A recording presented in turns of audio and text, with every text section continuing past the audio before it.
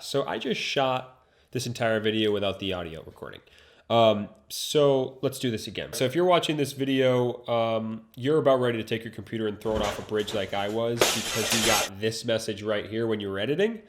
I'm not going to waste any more of your time. I'm just going to show you how to fix that issue and better yet, how to not throw your computer off a bridge. So let's get right to it. We have our clip here that we want to change the speed of, and we want to add warp stabilizer.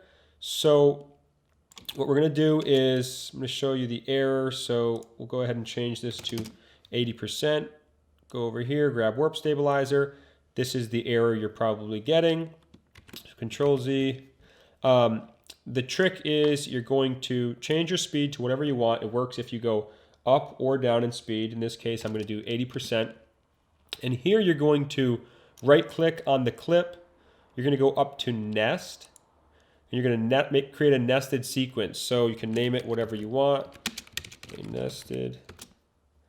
And now you have your clip that is slowed down and it's in a nested sequence. So now you can add your warp stabilizer and it goes to the next step of analyzing. So that's the trick. You're just going to let it analyze and that's it. So now we have our clip slowed down.